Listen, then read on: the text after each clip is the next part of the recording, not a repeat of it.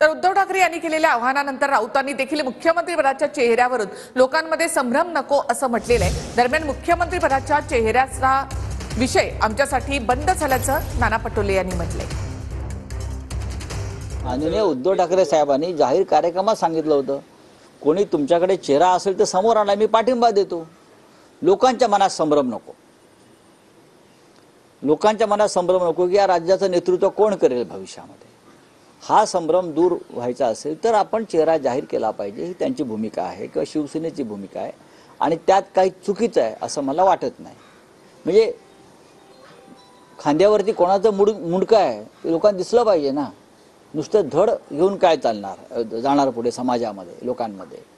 विधानसभेच्या निवडणुका महाराष्ट्रात होऊ घातलेल्या आहेत। संजय राऊत म्हणतात की महाविकास आघाडीने एक मुख्यमंत्री पदाचा चेहरा घेऊन पुढे समोर जाणं महत्त्वाचं ठरणार आहे। हा विषय बंद झालेला आहे। तुम्हाला महाविकास आघाडीतला हा जो वाद मुद्दाम निर्माण करायचा आणि भांडण लावायचा विषय हा युतीमध्ये बघा ना।